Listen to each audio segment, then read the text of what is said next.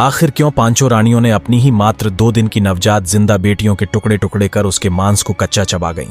बहुत पुरानी बात है। पर्वतगढ़ गांव की पहाड़ियों के पास 2 सगे भाई रहते थे, बड़ा रुद्राण और छोटा वीरोल। दोनों बचपन से ही मेहनत मजदूरी कर बकरियों और बंदरियों का पालन करते थे और एक दूजे पर जान छिड़कते थे। लेकिन जब रुद्राण 50 बरस का हुआ तो एक रहस्यमय बुखार ने उसकी जान ले ली। वीरोल अब बिल्कुल अकेला पड़ गया। एक रात जब पूरा गांव गहरी नींद में था, वीरोल के कच्चे दरवाजे पर किसी ने नाखून से खरोंचते हुए दस्तक दी। वह बाहर निकला तो कोई नहीं था, लेकिन अगली सुबह उसकी 2 बकरियां और एक बंदरियां गायब थीं। यह सिलसिला रात दर रात चलता गया। एक परछाई आती और बकरियां बंदरियां निगल जाती। धीरे धीरे उसका पूरा झुंड खत्म हो गया। तब पहली बार वीरोल ने उस परछाई को देखा। एक लंबा काला औरत के आकार का प्राणी जिसकी आंखें आग की तरह जल रही थीं। ब्रह्मणी डायन। अब वह वीरोल को ही खाने को आतुर थी। जान बचाकर वीरोल भागा, लेकिन डायन उसका पीछा करते हुए उसे एक सूने सड़े गले पेड़ों से भरे जंगल में खदेड़ लाई। लेकिन वीरोल को नहीं पता था वो जंगल सिर्फ पेड़ों से नहीं बल्कि सदियों पुराने अभिशापों, भूली हुई आत्माओं और उन रानियों की चीखों से भरा हुआ है जिन्होंने अपनी ही नवजात बच्चियों को चबा खाया था। वीरोल बुरी तरह हाँफ रहा था। उसके पैरों में कांटे चुभ चुके थे और कपड़े कीचड़ से लथपथ हो चुके थे। तभी एक जली हुई पुरानी जड़ के पास से धुआं उठा और उसमें से ब्रह्मणी डायन पूरी तरह प्रकट हो गई। उसे देखते ही वीरोल की रूह तक कांप उठी। आंखें डर से फैल गईं और वह बिना कुछ सोचे समझे उल्टे पांव बेतहाशा भाग खड़ा हुआ। लेकिन भागते भागते ही उस खूंखार डायन ने अपनी असली चाल चली।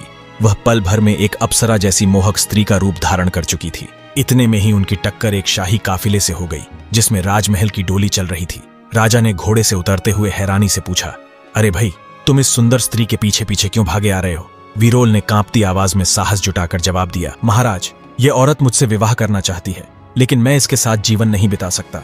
अगर आपकी इच्छा हो तो आप इसे अपनी रानी बना सकते हैं। राजा ने उस स्त्री के रूप को देखा, वीरोल की बात सुनी और बिना ज्यादा सोचे मोहित होकर उसे अपनी 7वीं रानी बना लिया। इस तरह वीरोल ने चतुराई से उस भयावह डायन से अपना पीछा छुड़ाया और किसी तरह जान बचाकर सुरक्षित अपने गांव लौट आया। राजा जब अपनी नगरी में वापस लौटा तो अपनी 7वीं रानी को सबसे ज्यादा प्यार करने लगा, परंतु वह रानी डायन बनकर रात को राजा के हाथी घोड़े खा जाया करती थी और राजा को इस बात की भनक तक न पड़ी। जब वह ऐसे ही खाती रही तो हाथी घोड़ों की मात्रा कम हो गई।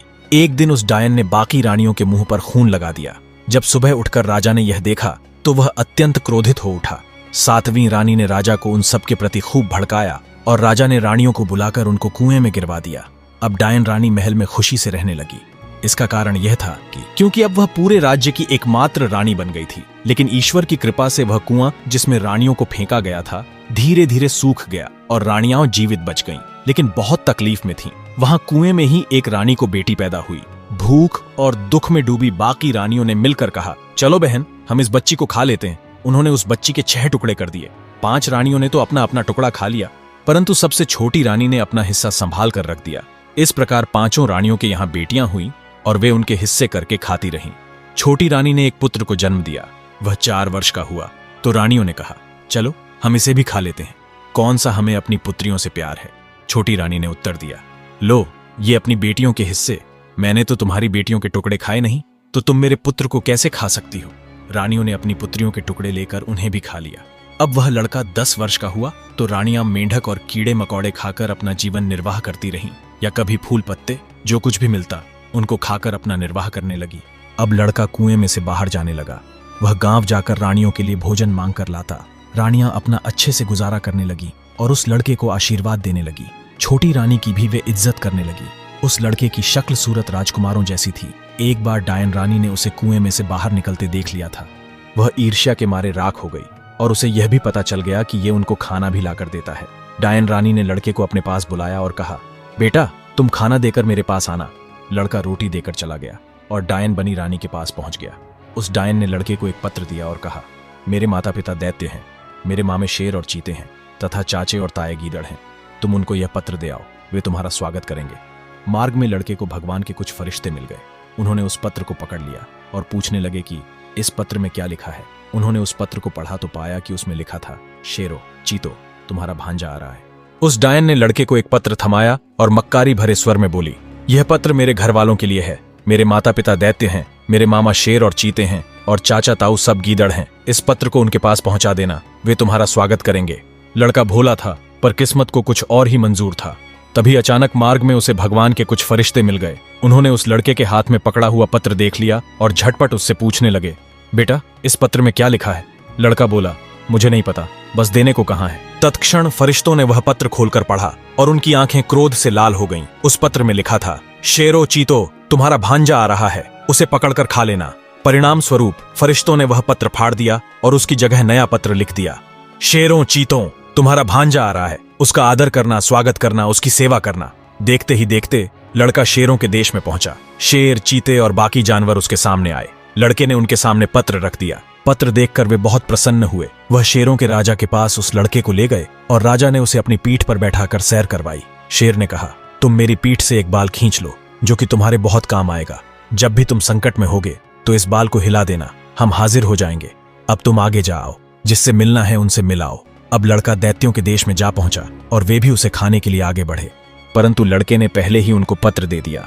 वे सभी उस पत्र को पढ़कर बहुत प्रसन्न हुए। उन्होंने लड़के को उठाया और अपने महाराज के पास ले गए। दैत्य यह जानकर बहुत ही प्रसन्न हुआ कि यह तो मेरा दोहता है। दैत्य ने उस लड़के की बहुत सेवा शुश्रूषा की और रोज उसे नए नए व्यंजन खिलाने लगे।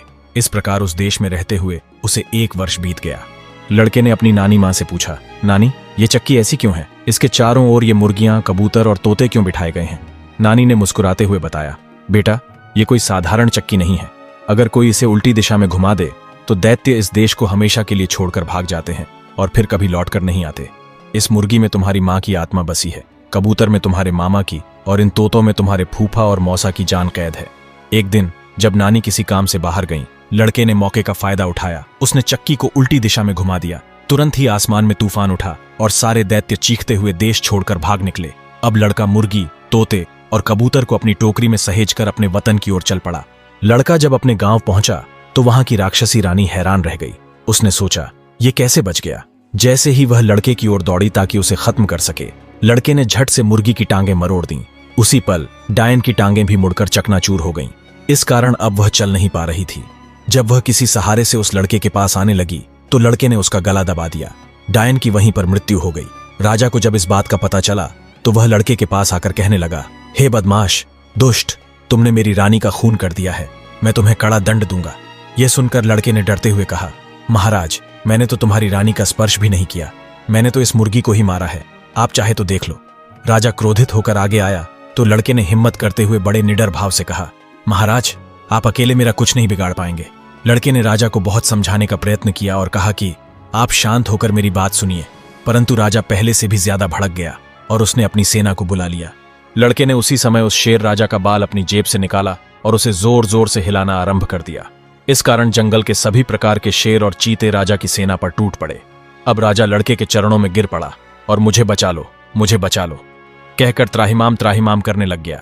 लड़के ने उसे खड़ा किया और कहा, मैं तो तुम्हारा ही पुत्र हूं, परंतु आपने मेरी बात सुनने से इनकार कर दिया था। लड़के ने एक इशारा किया तो सभी शेर और चीते अदृश्य हो गए। फिर लड़के ने राजा को बताया कि यह आपकी 7वीं रानी वास्तव में एक डायन थी। अच्छा हुआ उसकी मृत्यु हो गई।